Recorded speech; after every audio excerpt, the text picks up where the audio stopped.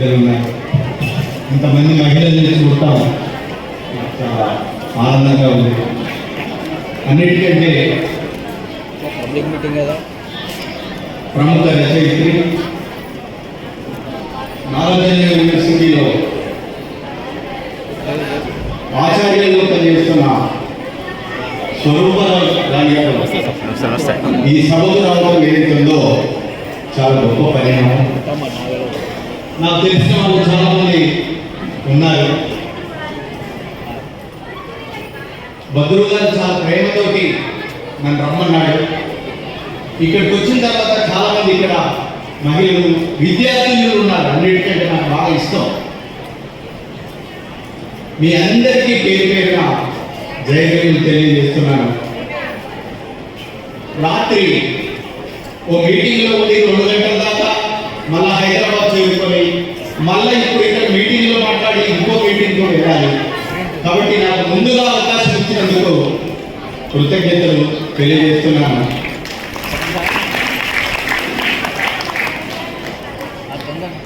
మహిళలు ఈ దేశంలో చాలా మంది చదువుకున్నారు. మనకంటే ముందు చదువుకున్న వాళ్ళు చాలా మంది ఉన్నారు. వాళ్ళు ఏం చేశారంటే బాగా చదువుకున్న తర్వాత బయట దేశాలలో వాళ్ళు బాగా చదువుకొని పెద్ద పెద్ద యంత్రాలను తయారు చేసి జర్మనీ, జపాన్, చైనా లాంటి దేశాలు ముందుకు పోతే భారతదేశంలో చదువుకున్న వాళ్ళు యంత్రాలను తయారు చేయలేదు, మంత్రాలను తయారు చేశారు. మంత్రాలలో ఏం చేశారు? నశ్రీ స్వాతంత్రం అంటే స్త్రీలకు స్వేచ్ఛ ఇవ్వకూడదు, స్త్రీని ఎవరు నమ్మకూడదు, స్త్రీలకు స్వేచ్ఛ ఇవ్వకూడదు, చదవడానికి అవకాశం ఇవ్వకూడదు అని చెప్పారు. ఎవడు ముందుగా చదువుకున్నవాడు పోనీ మహిళలు చదవకూడదండి, మిగతా వాళ్ళు ఎవరైనా చదవచ్చా? లేదు, తలలో పుట్టిన వాడు బ్రాహ్మణుడు, వాడు మాత్రమే చదవాలి. భుజాలలో పుట్టిన వాడు క్షత్రియుడు, వాడు మాత్రమే పరిపాలించాలి. కాలంలో పుట్టిన వాడు శూద్రులు, వాళ్ళు వీళ్ళందరికీ విట్టి చేయాలి అని అన్నారు. చిన్న భిన్నం చేశారు. దేశాన్ని దేశంగా కూడా చేశారు. అరే 90 సంవత్సరాల ముసలివాడికి 9 సంవత్సరాల అమ్మాయి ఇచ్చి పెళ్లి చేశారు. వాడు పుట్టుకున్న చచ్చిపోయాడు. చచ్చిపోతే ఆ అమ్మాయికి ముండగాజులు వేసి తెల్లబట్టలు కట్టించారు. భర్తమైన తర్వాత భార్య ఇంకా అని సతైసాధనం చేశారు. మరి పెళ్లిలో గౌరవం చూశారంటే మొదట ఈ అమ్మాయిని దేవుడికి ఇచ్చి పెళ్లి చేస్తున్నాను, తర్వాత ఈ అమ్మాయిని నేను అనుభవిస్తాను, తర్వాత పెళ్లి కొడుకిస్తాను అని మన కళ మనకు తెలియని మంత్రాలు మన కళ ఉండే చదువుతుంటే మన చెవు నుండి గుడ్డి వాళ్ళలాగా, కళ్ళు నుండి గుడ్డి వాళ్ళలాగా వినుకుంటూ అదే గొప్ప మంత్రాలు అని ఆచరిస్తూ వచ్చారు. అవన్నీ మనకంటే ముందు చదివిన వాళ్ళు చేశారు. ఈ దేశంలో మొట్టమొదటిసారిగా అప్పటి వర్గాల చదువుకున్న మహానుభావుడు పూలే వాళ్ళ కపట ప్రేమ వ్యవస్థ కూడా గమనించాడు. వాళ్ళు ఏం చేస్తున్నారో గమనించాడు. చదువు ఒక్కటే ఈ దేశంలో మహిళలను మార్చగలుగుతుందని నమ్ముకున్నాడు. తన భార్యను కూడా అక్షరాలు నేర్పాడు. నేర్పి మహిళలను మొట్టమొదటిసారిగా సరస్వతి సరస్వతి సరస్వతి అని మాట్లాడుతాడు. సరస్వతికి అక్షరాలు లేవు, ఆ రోజు స్కూల్ లేవు. సరస్వతి అనే ఆయన పుస్తకమే తెలియదు. ఈ దేశం మొట్టమొదటిసారిగా పూలే భార్య సావిత్రిగా మనకు అక్షరాలు నేర్పిన మహాతల్లి ఆమెకు మనం అందరం కలిపి పూలే రావడం వల్ల ఈ దేశంలో బడుగు బలహీన వర్గాలకు అక్షరాలు వచ్చాయి. నేను ఇక్కడ వేదిక మీద మాట్లాడుతున్నానంటే పూలే మహానుభావుడి వల్ల. ఆయన గురువుగా భావించాడు. ఆయన గురువుగా భావించి మొట్టమొదటిసారిగా మహిళా పక్షపాతిగా ఈ దేశంలో ముందుకు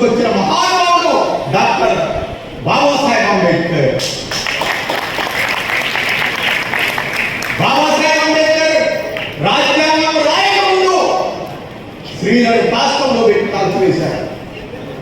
ఇంకో పెళ్లి చేసుకోవడానికి అవకాశం లేకుండా చేశాడు. ముండరాలు చేసి గుండు కొట్టించారు. ఆస్తిలో అప్పులు లేకుండా చేశారు. భర్త దుష్టలోనే కదా అని ఇంకో పెళ్లి చేసుకునే అవకాశం లేకుండా చేశారు. అడుగు మండిపోయింది. బయట దేశాల్లో వెళ్ళి చదివి వచ్చాడు. అలాంటి మహానుభావుడు ప్రపంచమంతా తిరిగి చూశాడు. నా దేశంలో ప్రజలు ఇలా ఉండకూడదని భావించాడు. పార్లమెంటులో మొట్టమొదటిసారిగా హిందూ కోడ్ బిల్లు తీసుకొచ్చాడు.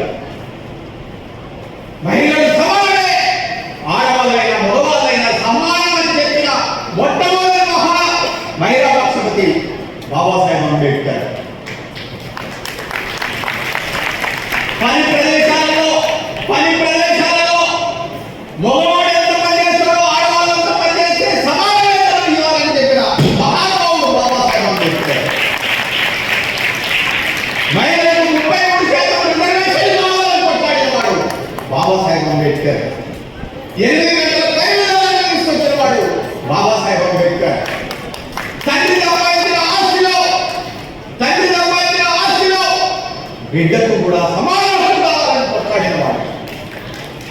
భర్త ఇష్టం లేకుంటే విడాకులు తీసుకునే హక్కు కావాలని మాట్లాడేవాడు.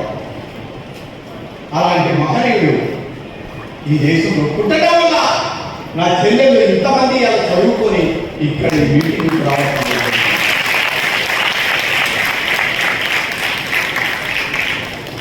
ఆయన ఇలా చేయడానికి చాలా కారణాలు ఉన్నాయి.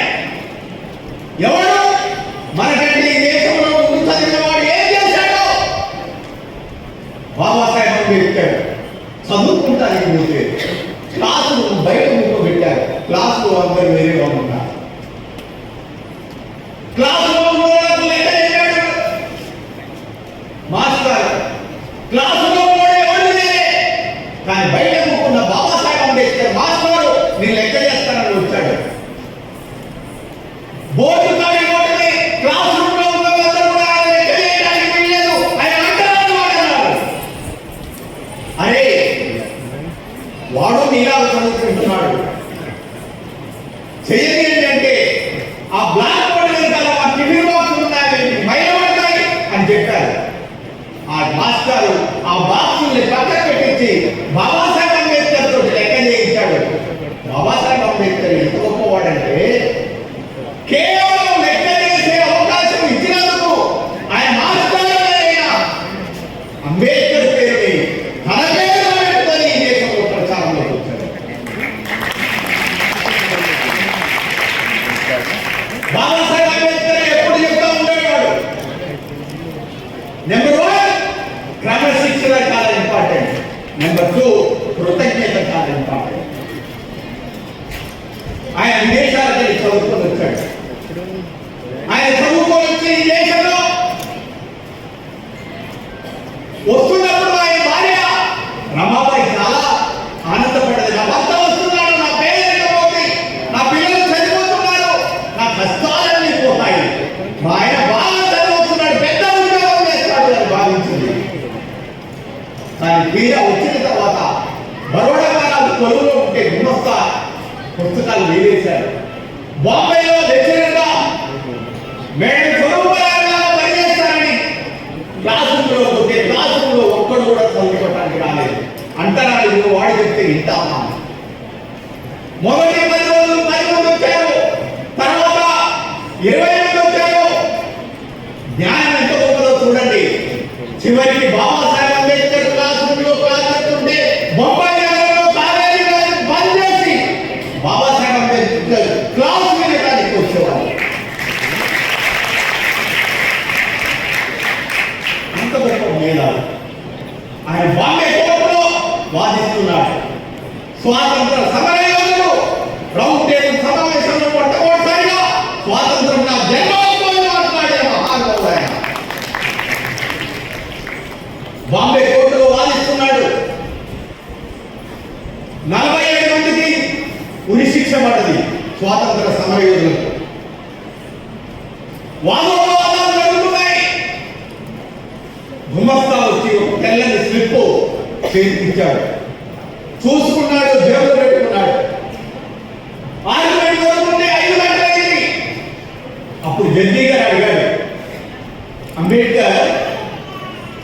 శిల్పం అంటారు కదా, చూసుకున్నావా? చూసుకున్నాను సార్. ఏమున్నా దాంట్లో? చూసుకున్నాను సార్. మరి ఎందుకు వెళ్ళలేదు అని అంటే ఆ తెల్ల కాగితంలో తన భార్య చనిపోయినట్లు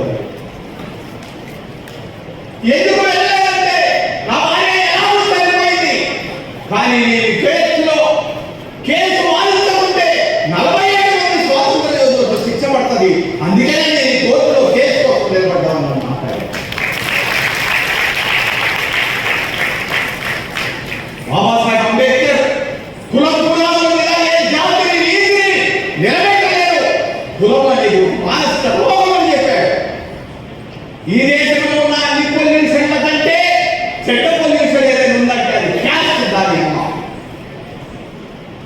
ఏది కంటే ప్రపంచమైంది. బాబాసాహెబ్ అంబేద్కర్ కులం కులాల మీద ఒక జాతిని నీతిని నిర్మించలేదు అని చెప్తే ఒకడు మానసికం పెడతాడు, ఒకడు మాదిరికం పెడతాడు. ఎంత దౌర్భాగ్యమైన పరిస్థితి ఈ దేశానికి వచ్చింది. బాబాసాహెబ్ అంబేద్కర్ భూమి పంచాలన్నాడు, పార్లమెంట్లో ఒప్పుకోలేదు పెట్టుబడిదారు. పరిశ్రమల్లో వాటాలన్నాడు, ఒప్పుకోలేదు. చివరికి మహిళలన్నా సమానంగా చూడండి హిందూ కోడ్ బిల్లు ప్రకారం అంటే నెహ్రూ లాంటి వాళ్ళు కూడా ఒప్పుకోలేదు. అప్పుడు ఆయన తన వేసుకున్న కోటను గిరాకేసి బయటకు వచ్చి నిలబడి ఈ రాజ్యాంగం పక్కని చొక్కాలని సవాల్ చెప్పాడు. ఆయన త్యాగ ఫలితంగా ఈయన నా బిడ్డలందరూ చదువుకుంటున్నారు. ఆయన త్యాగ ఫలితంగా ఆయన కుటుంబం అంతరించిపోవచ్చు. ఇవాళ ఇంతమంది మహిళలు ఇక్కడికి వచ్చి అద్భుతంగా మాట్లాడుతున్నారు. తినే బియ్యం మీద, చదివే అక్షరం మీద ఆయన పేరు ఉన్నది. ఆయన కలుసుకోకుండా మీ ఇళ్లలో ఎవరిలో అంబేద్కర్ ఫోటో ఉండదు. మీరు స్వేచ్ఛ సమానత్వం కోసం పోరాడాలంటారు. ఏ మతం ఈ దేశంలో స్త్రీలకు స్వేచ్ఛ కేవలం బాబాసాహెబ్ అంబేద్కర్ వచ్చినందువల్ల స్వేచ్ఛ వచ్చింది. ఇందిరాగాంధీ లాంటి మహానుభావులు అన్నది నన్ను ఉండరాను అని గుడికి రాయలేదు, కానీ బాబాసాహెబ్ అంబేద్కర్ రాజ్యాంగం వల్ల నేను దేశానికి ప్రధానమంత్రి చెప్పింది. కాబట్టి ఇవాళ మనం అనుభవిస్తున్న సమస్త హక్కులు మొత్తం కూడా ఎవరిచ్చారు? ఎవరిచ్చారు? ఎవరిచ్చారు? ఎవరిచ్చారు? ఏ దేవుడు కూడా ఇయ్యలేదు. ఒకటి చేతిలో చక్రం ఉంటుంది, ఎందుకు? యుద్ధం చేయడానికి. చక్రం మనకు అవసరమా? అవసరమా చెప్పండి. ఏమండి చక్రం అవసరమా? అరే అవసరం ఉంటే అవసరం ఉందని చెప్పండి, అవసరం లేకపోతే అవసరం లేదు. ఒకటి చేతిలో గద ఉంటుంది, గద అవసరమా మీకు? గద అవసరమా? ఒక ఆయన చేతిలో ఖడ్గం ఉంటుంది, అది అవసరమా? అవసరమా చెప్పండి. కానీ బాబాసాహెబ్ అంబేద్కర్ చేతిలో పుస్తకం ఉంటుంది, మన జీవితాన్ని మార్చివేస్తుంది.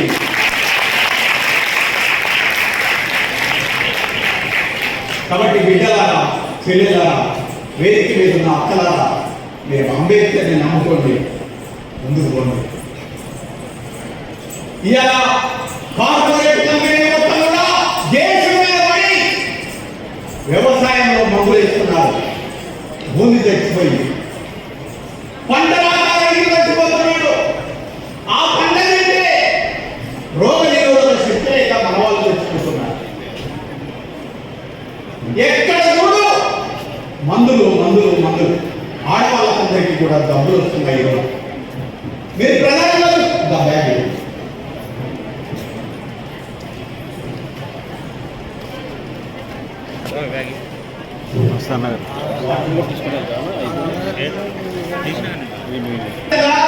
నెల రోజుల తర్వాత మహిళలందరికీ క్యాన్సర్ వస్తుంది. ఈ బాటిల్ యాసిడ్, దీంట్లో ప్లాస్టిక్ వాహనం ఉండటం వల్ల ప్లాస్టిక్ మన బ్లడ్ లోకి పోయి మనకు క్యాన్సర్ వస్తుంది. పోయి మనం తాగిన తర్వాత ఏ దేశమైనా కానీ తాగే కాడ, తినే కాడ, నడిచే కాడ జాగ్రత్తగా ఉండాలి ఈ బాటిల్ తాగిన తర్వాత అక్కడ పడేస్తాం. పడేస్తే అది ఎడిపోతే మురికాలలో పడుతుంది, ఆనికి ఎడిపోతే నదులో పోతే, ఆనికి ఎడిపోతే సముద్రంలో పోతే, సముద్రంలో పోయిన తర్వాత జలచరాలు మొత్తం కూడా చచ్చిపోతున్నాయి. పోనీ తాగే కాడ మనం జాగ్రత్తగా ఉండట్లేదు. పోయి తినే కాడ ఉంటామా? ఇంత తినే కాడ, అన్నం తినే కాడ తెల్ల పచ్చని పేపర్ ఉంటుంది. ఆ పేపర్ లో వేడి వేడి అన్నం వేయగానే కింద పేపర్ ఉంటుంది, దాని మీద ప్లాస్టిక్ కవర్ ఉంటుంది. ఆ ప్లాస్టిక్ కరిగి వేడికి నీ కడుపులో పోయి నీకు ఇమ్మీడియట్లీ క్యాన్సర్ వస్తుంది. ఈ దేశంలో క్యాన్సర్ ప్రధానంగా పెరగడానికి, మహిళల్లో ఎక్కువగా క్యాన్సర్ రావడానికి ప్రధానమైన కారణం ప్లాస్టిక్. ఆ ప్లేట్లలో ఇలా అన్నం తింటారు. నాకు తెలిసి భద్రు గారు, మీరు అన్నం పెట్టబోయే రావాలి, ఆ ప్లాస్టిక్ ప్లేట్లలో అన్నం మాత్రం పెట్టమాకండి. ప్లాస్టిక్ దాంట్లో అన్నం తిన్న తర్వాత ఏం చేస్తాం మనం? ఆ ప్లాస్టిక్ పక్కన పడేస్తాం. అవి పశువులు తింటాయి, పశువులు చచ్చిపోతున్నాయి. మనందరం కలిసి పోలేకపోతే అందరం పోతాం గుట్ట మీదకి. ఆడికి వెళ్ళిన తర్వాత తినే పడేస్తాం. అక్కడ వేళ్ళు దుప్పులు వచ్చి అవి చచ్చిపోతున్నాయి. మనం తినేటప్పుడు జాగ్రత్త ఉన్నాం, తాగేటప్పుడు జాగ్రత్త ఉన్నాం. మరి ఏం చేయాలి? ఏం చేస్తే క్యాన్సర్ రాదు అని అంటే, నేను మీ అందరికీ కూడా ఒక అద్భుతమైన ప్రయోగం చెప్పాను. One bottle, one plate, one bag. One bottle ఎటు తీసుకోబోతుందంటే, నేను ఎక్కడికి పోయినా కానీ బాటిల్ తీసుకుంటాను. ఈ బాటిల్లో మా ఆవిడ చక్కని వేడి నీళ్ళు వస్తుంది, చక్కగా తాగుతాను. నేను ప్లాస్టిక్ బాటిల్లో నీళ్లు తాగను. ఈ బాటిల్ని బయటపడేయను. ఎన్ని రోజులైనా ఇది నా బ్యాగ్లో సురక్షితంగా ఉంటుంది. పోయి నేను ఇలాంటి డిన్నర్కి వస్తాను, వచ్చినప్పుడు ఏం చేయాలి? కాబట్టి నేను వచ్చేటప్పుడు మా ఆవిడ ఏమి పెట్టినా పెట్టకపోయినా ఈ ప్లేట్ పక్కన పెట్టింది.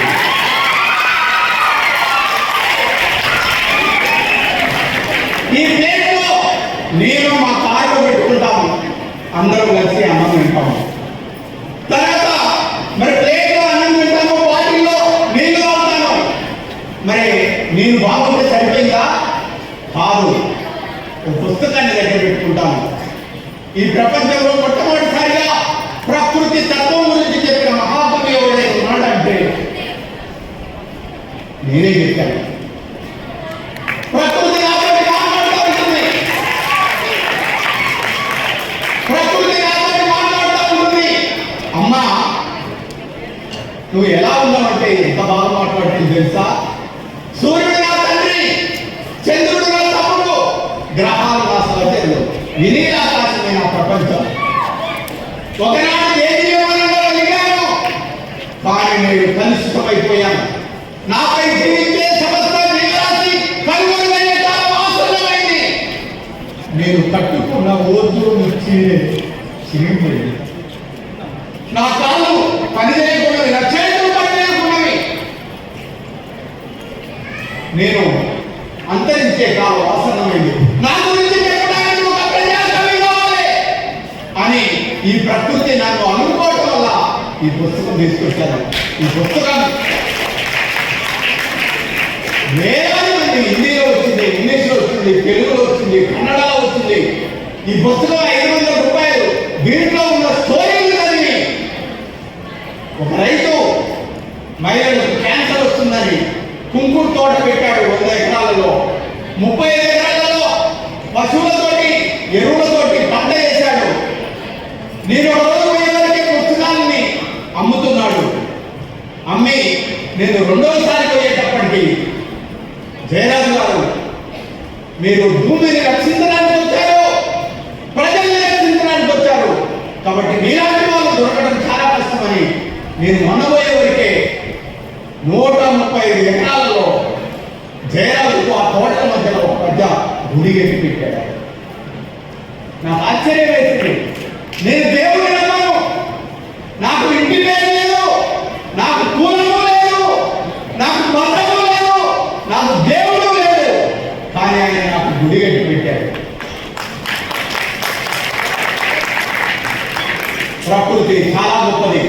ఇక్కడ కన్నులున్నాయి, అక్కడ అందమైన పూల తోట ఉంది, ఇక్కడ ముగ్గు ఉంది, అక్కడ సువాసన ఉంది, ఇక్కడ చెవులు ఉన్నాయి, అక్కడ సప్త స్వరాలు ఉన్నాయి, ఇక్కడ ఆకలి ఉన్నది, అక్కడ పనులు ఉన్నాయి. ఆ ప్రకృతి సురక్షితంగా ఉంటే మీరందరూ బాగుంటారు. మనం సురక్షితంగా ఉండాలి. 20 సంవత్సరాల క్రితం నాకు క్యాన్సర్ ఉంది. నేను నిమ్స్ హాస్పిటల్లో జాయిన్ అయ్యాను. అప్పటిదాకా నాకు బాబాసాహెబ్ అంబేద్కర్ తెలియదు.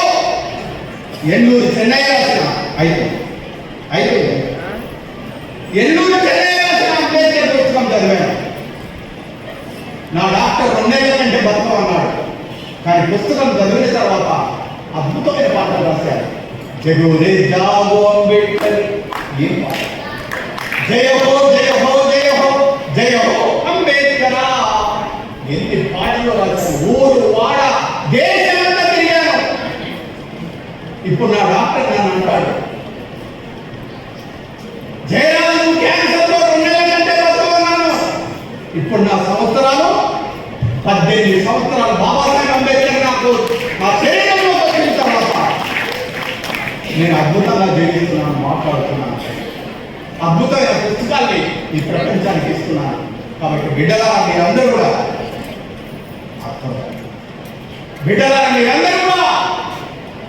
బాబాసాహెబ్ అంబేద్కర్ ఏ రోజైనా గుడికి వెళ్ళాడా? బాబాసాహెబ్ అంబేద్కర్ ఏదైనా మతం ఉందా? బాబాసాహెబ్ అంబేద్కర్ కులం ఉందా? పార్లమెంటులో ఆయన అడుగుతారు, హూ ఆర్ యు? క్రిస్టియన్వా? కాదు. ముస్లింవా? కాదు. బుద్ధిస్టువా? కాదు. హిందువా? I am firstly and lastly I am Indian. మీ అమ్మగారి మీ నాన్నగారి మాకుల కోడికే పెళ్లి చేస్తాను అన్నట్టు ఒప్పుకోబాకండి. మీకు నచ్చిన వారి పేరుకి పెళ్లి చేసుకోండి.